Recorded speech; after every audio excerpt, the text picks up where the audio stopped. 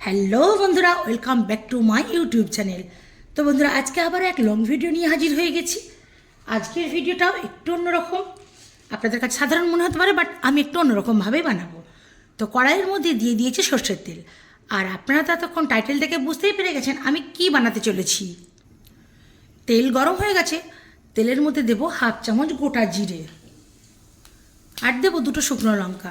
শুকনো লঙ্কাগুলোকে half half করে ভেঙে দিয়ে দেবো। সঙ্গে দেবো অল্প একটু পেঁয়াজ কুচি। এই সময় যাতে না পুড়ে যায়, ফ্লেমটাকে লোতে করে দিতে হবে। একটু ভাজিয়ে নিতে হবে। এখন আপনাদের মনে হতে পারে তেলটা অনেক বেশি। না বন্ধুরা, তেলটা বেশি মনে হলেও খুব একটা বেশি না, কারণ এখন আমি এর মধ্যে দিয়ে দেবো শিম। শিমগুলোকে ঠিক এইভাবে কেটেছি, আপনারা চাইলে বড় বড় গোটা গোটাও দিয়ে দিতে পারেন। এবার শিমগুলো দিয়ে ভালো করে নাড়িয়ে ভেজে নেব।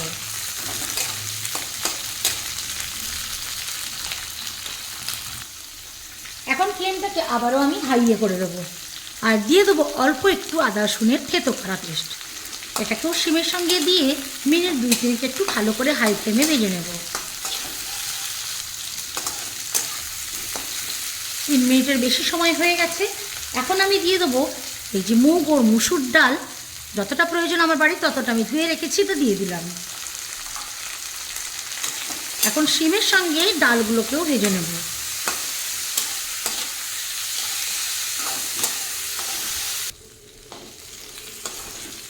ডাল শিম ভাজা হয়ে গেছে কি করে বুঝবেন? এই দেখুন, ডালগুলো কেমন ঝরঝরে হয়ে যাবে আর ডাল থেকে তেল ছেড়ে দেবে, তো তখনই বুঝবেন যে ভালোভাবে ভাজা হয়ে গেছে। এখন কিন্তু আমি ফ্লেমটাকে একটু লোতে করিয়ে দিয়েছি। তো ফ্লেমটা লো করে এখন এর মধ্যে দেবো মশলা। তো প্রথমেই দেবো হলুদ। হলুদটা আমি হাফ চামচ মতো দিলাম, কারণ এই ডাল জাতীয় জিনিস তো খুব একটা বেশি না দেওয়াই ভালো।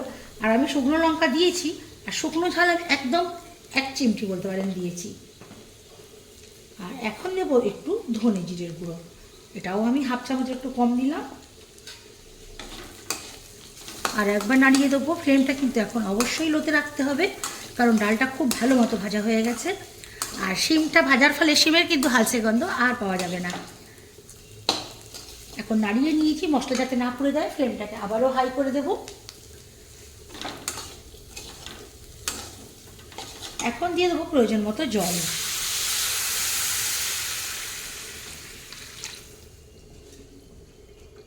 এটা আমি একটা বড় বাটির 1 বাটি ভর্তি জল দিয়েছি। ফুটে যাওয়া পর্যন্ত অপেক্ষা করব। খুব ভালো মতো বলক চলে এসেছে, এখন আমি ঢাকা দিয়ে দেবো। আর ফ্লেমটাকে মিডিয়াম টু লোতে করে 10 মিনিট রান্না করে নেব। ফিরে আসলাম 10 মিনিট পর। ফ্লেমটা লোতে আছে, আর ডালটা দেখুন ভালো মতোই সেদ্ধ হয়ে গেছে। এখন ফ্লেমটাকে আমি হাইয়ে করে দেব। আর এতক্ষণ কিন্তু বন্ধুরা আমি একটু নুন বা চিনি ইউজ করি না। এখন আমি পরিমাণ মতো প্রথমেই দিয়ে দেবো নুনটা। আর স্বাদটাকে ব্যালেন্স করার জন্য অবশ্যই আমি একটুখানি দেবো চিনি। চিনিটা একটু হাতে করে সামান্য একটু চিনির দানা ছড়িয়ে দিলাম। এখন ভালো করে মিশিয়ে দেব।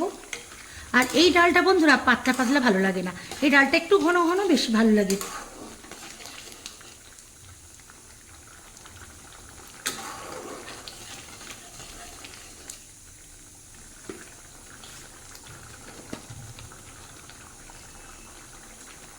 একটু দেবো ধনে জিরের গুঁড়ো, খুবই সামান্য, কারণ প্রথমে আমি দিয়েছিলাম। আর এখন দিয়ে দেবো এই যে একটা টমেটোর হাফ এরকম পাতলা পাতলা করে কেটে রেখেছিলাম, ওটা দিয়ে দিলাম। আর সব শেষে দেবো একটু ধনেপাতা কুচি। আর শীতের সিজনে যে কোনো তরকারিতে ধনেপাতা আমার খুব ভালো লাগে, তাই আমি দিয়ে থাকি। আর ধনেপাতা এই ডাল রান্নাটা ধনেপাতা দিলে ভীষণ ভালো লাগে খেতে।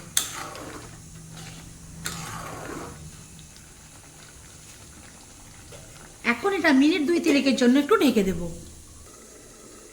3 মিনিট পর ফিরে আসলাম। ফ্লেমটা কিন্তু হাইতেই ছিল, এখন আর ফ্লেমটা আমি লোতে করি না।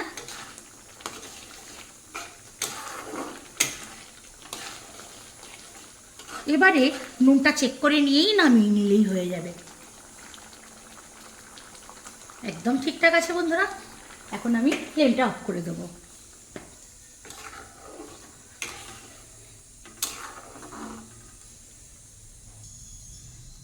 তাহলে বন্ধুরা দেখতেই পেলেন কিভাবে আমি বানালাম শিম দিয়ে ডাল।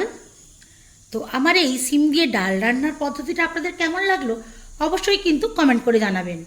ভালো লাগলে লাইক করবেন, আর পারলে শেয়ার দিয়ে রেখে দেবেন।